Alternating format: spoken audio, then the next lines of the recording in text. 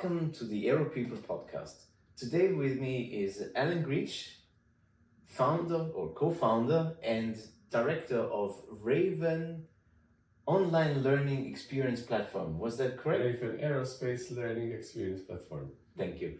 Alan is an outstanding nominated person airworthiness. We have worked in the past on a few occasions. And as most people who are very smart, they have always a vision of do something better. And your vision was Raven. Correct. Can you explain us what Raven is? So Raven, this actually was the brainchild of my co-founder, Christian, who is not here with us today. And he approached me back in June of 2019, so this was before the onset of COVID. So the idea started before. And we were saying, but training in aviation, we think it could be done better. How? That was the big question. So that's how it started. But it really picked up in March 2020 when suddenly e-learning became really a big thing. Certainly. And we said to each other, now is the time, to set this vision. And we spent the first 6 months writing it down. And the initial idea was then, the final idea was very different from where we started, because you start to narrow down to what is actually possible and the amount of capital that we had in hand at the day. And, it worked out. Was it thoughtful idea or something that happened in the pub? The initial idea, sometimes you have, it just comes to your head and it's like, well, we need to do this. Or was it just a reflection of the current situation and... Well, the idea was originally around the platform business. Mm-hmm. So not originally as in from e-learning. As you know, platform businesses nowadays, they are the biggest businesses in the world. Look at them. If you're a platform business, a successful platform business, look at Uber, look at Airbnb. Anything. Yeah, the biggest companies right now in the top 100 of Forbes, most of them are platform businesses. So, and the same is happening with learning in certain areas, probably not as strong as it is in other sectors, but it's happening as well. So we thought, okay, this should be a platform business. And how to do it? Well, it's easier than it's harder than we originally thought, but it works, and the model works, and it makes the whole business even more interesting and challenging as well. To combine the two aspects of platform businesses and the learning together, it's not easy, but it's a good business model. What's the big difference between, or what's the as they say, the USP of Raven compared to other e-learning? Are they actually platforms or just e-learning providers? What's the big USP? Well, the big USP is that as a platform, you build a community on it. So you're not just learning, you're not just buying a course, doing it, and you get a certificate. You have a whole ecosystem around it. So we have social learning, we have interactive learning, you can also participate on forums which discuss subjects that you are learning on. So it's a whole ecosystem around learning. Mm-hmm. It's not just buying a course, do it, get a certificate, and you're out. There is a reason to stay on the platform and do more. The unique selling point, as in our courses, we try to build courses that are interactive, that you actually get something out of it. And unfortunately, we have seen back, even nowadays, it's still the case. A lot of the mandatory training is being done to tick the box. And unfortunately, what happens with that mentality is that it becomes a zero-sum game. So you're just competing on price at the end of the day. So it's very hard to sell the same course, which is better, more interactive, but at a higher price. Yeah. So that was one of the first challenges we came across. So what we decided to do to work against that is to focus on elective training which is not mandatory, but it's still very useful to do. Although it's harder to sell, at least price-wise, you can make it a little bit higher because it's better, and it costs you more to develop, and it gives us the possibility to get our return on investment, basically. So yeah,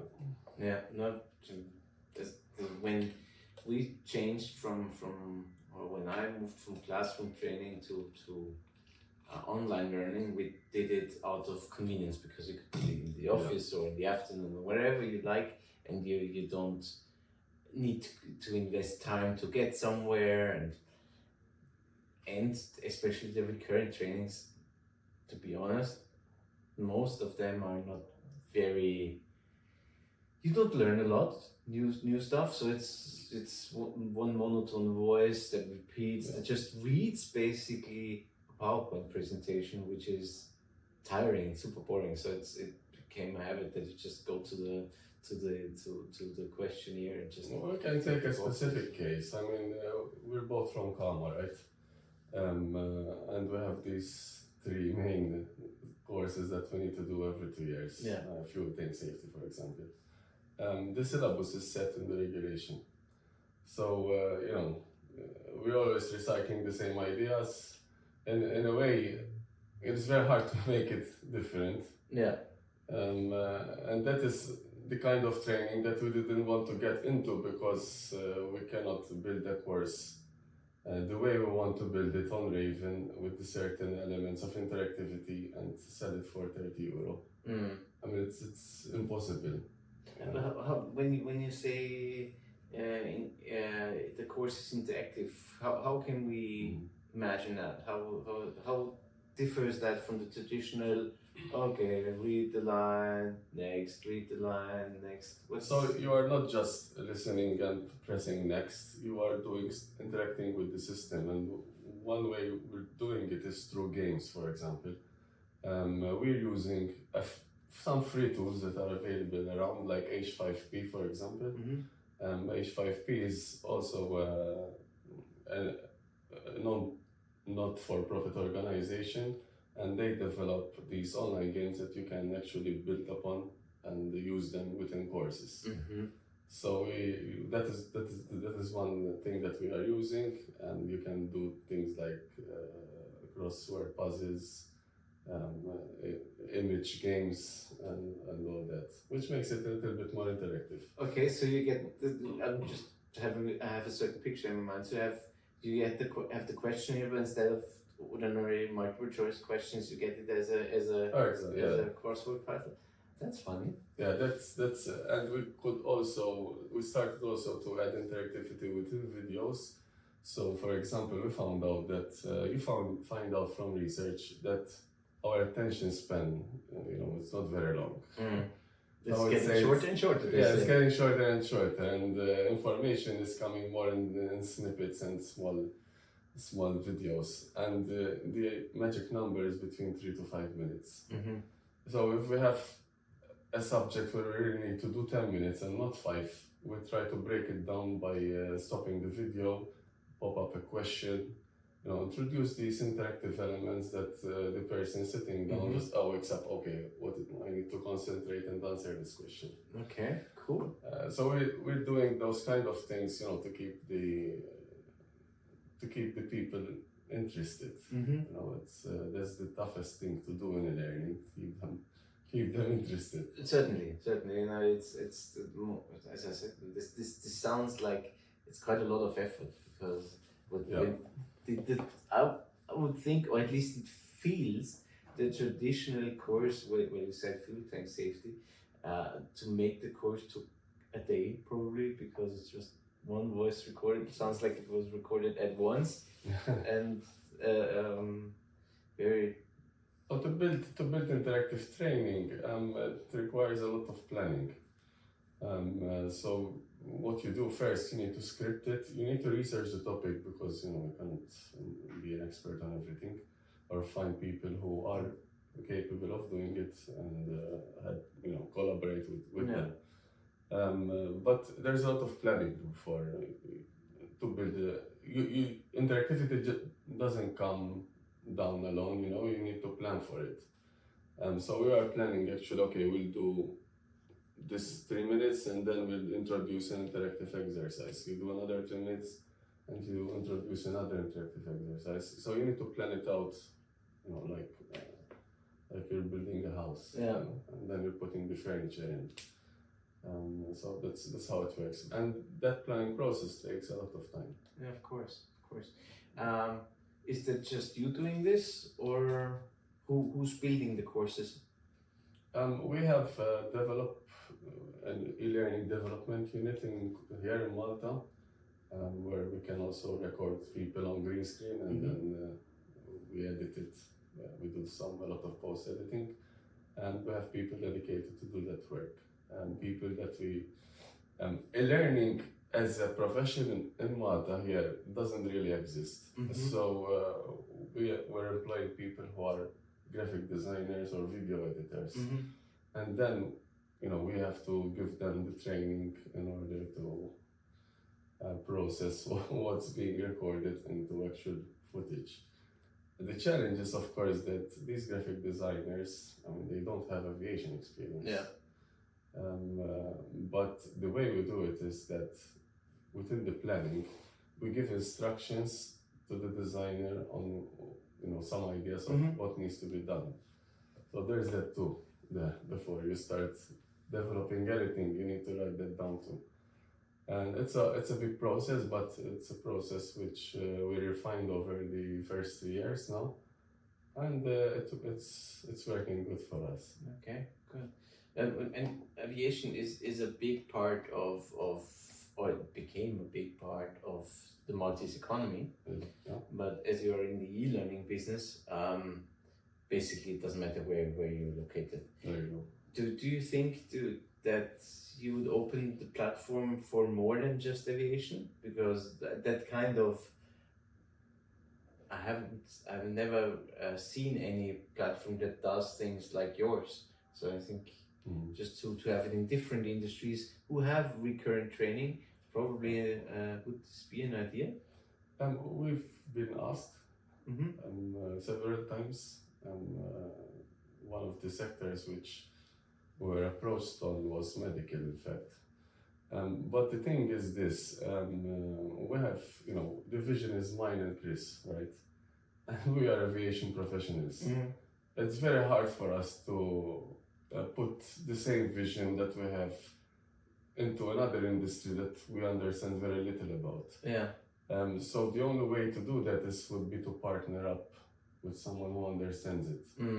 We don't exclude it, definitely not, because aviation, it might sound like a very big industry, but it's not. Compared to... look at us, we end up meeting each other, even we don't live regularly. The market is not big enough, I would say, to have the company keep growing at a steady pace. So we'll definitely have to look into other industries. But we think there's still a lot that can be done in aviation. Yes, sure. A lot. Right now we're not looking at degree level, for example. Aviation, you can look at it in two parts. There's the vocational part and there's the academic. And you come from the vocational part as a licensed tech. I come from the academic part. I have an engineering degree, but we both work together in the same industry. And a lot of the subjects that we do are mainly vocational. So we don't really need to have ACTS credits that we know of in the academic world. Yeah. But there is a market there too, and there are companies like Coursera, for example, who do give degrees on or host degrees on aviation. Really? Yeah. So that is something which we can expand into as well. Probably partner up with Enroll Well, to have a big vision. Yeah, Embry-Riddle. You know about Embry-Riddle, of course, because it's one of the top universities when it comes to aviation, and it would be nice to partner up with Embry-Riddle for sure. It would be great if I plan for now. I thought. As COVID has changed the way we train a lot, do you see there's still someone doing classroom instructions, or how is the percentage? Because I think before COVID, e-learning was far less than now. How much do you think has changed? There is synchronous training that is recorded, and you can do it at any time, and there is asynchronous training, and like virtual classrooms, for example, or even sitting down in a room. I think there is still space for any kind of medium as long as it works, and there are certain subjects which are better suited to be fully asynchronous, and there are others maybe which are not.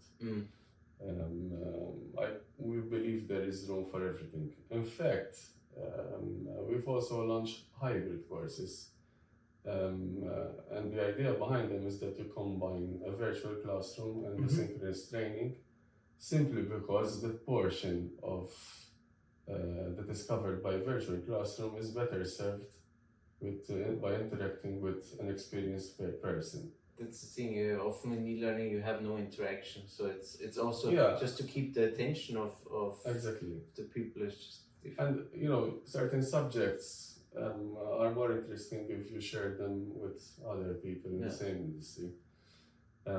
Things that you just need to learn and remember, they are usually suited to be recorded. Yeah. And if you do them in an interactive way, it's even better, probably better than a classroom. So I think there's room for everything if it's done well. I wouldn't say that asynchronous training is suitable for all the subjects that we have. I think you need to be, and there's a certain investment you need to do to develop asynchronous training. So if you don't have a big enough market, it might not be financially viable too. Yeah. So there's that as well. You need to evaluate before you decide where you want to go. Yeah. Just as a matter of curiosity, are you partnering with any 147 provider? We haven't partnered with 147s yet, but we see that eventually we'll have to get there. We don't aspire to be a part of 147 ourselves. We'd rather do it with someone else. Yeah, you're a platform provider. We are a platform provider, exactly. So what we're doing really is, if company A wants to build their own courses on Raven, we will not own that courses, but we will facilitate, the building and hosting of that course. And then, of course, the model it works on a commission basis. So the idea is not to be the provider ourselves, but rather to facilitate as a platform to other providers. Because you said there's a commission model. If someone has an idea for a course or is doing courses and thinks about partnering with Raven or developing courses, or is that an option?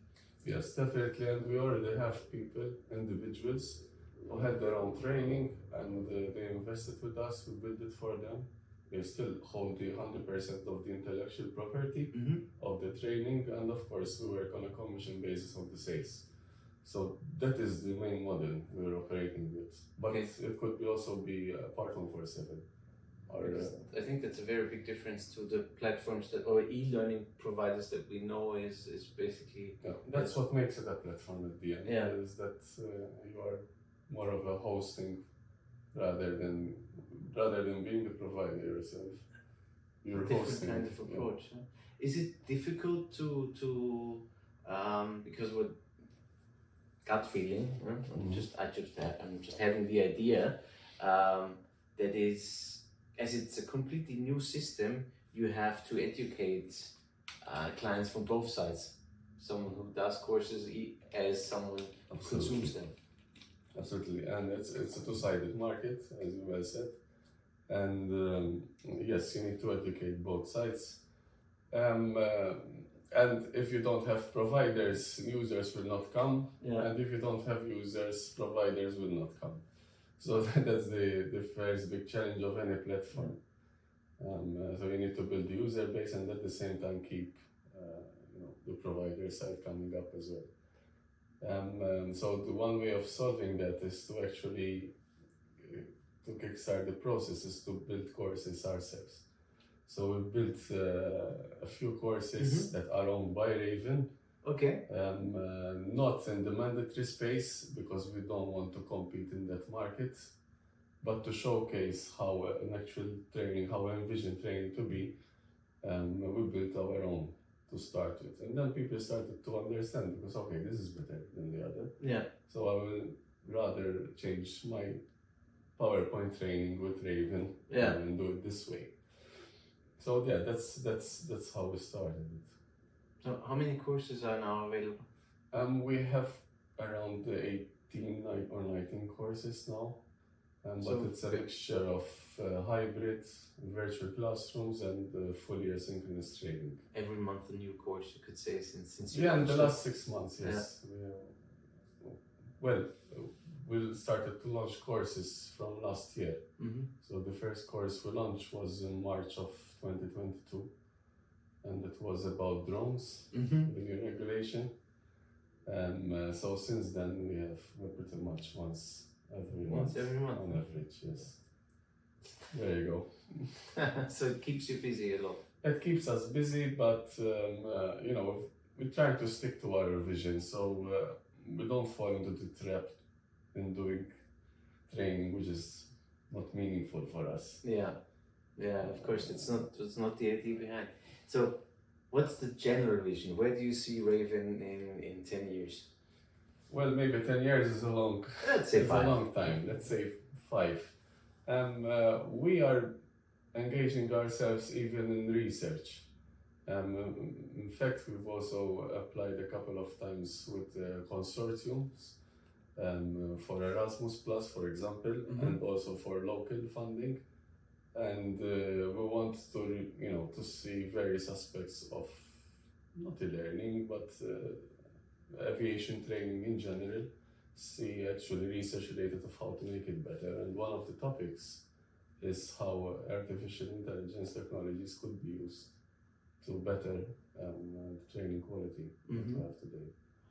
Are you using some kind of AI because it's such a buzzword at the moment, but while you're building your courses, or is there any kind of automation, or is it? Well, certainly, it might sound like a cliche, but language models like ChatGPT could be very helpful to script courses. Of course, you need to prompt them and you still need to know the subject, but it helps you to find the right words. And when you're scripting to record in front of a camera, it's very different than when you're writing something for a book. Yeah. It needs to be conversational, it needs to feel natural, and you can actually prompt that as well. Yeah. It's that tool, of course, we're using it because it's there and it makes things better. So we use it. Absolutely. Of course, there's the advent now of video generation. Where you could have an AI create where you put a script and you actually have a video developed from the script.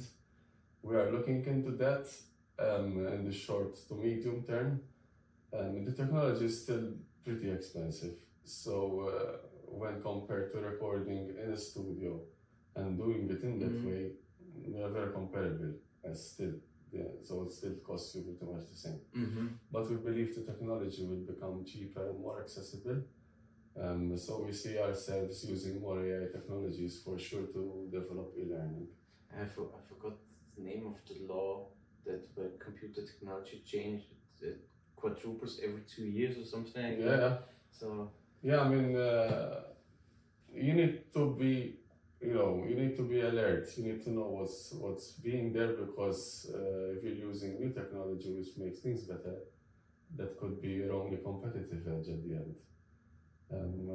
Right now, there aren't a lot of ravens around. I mean, we're exploring pretty much certain areas on our own right now.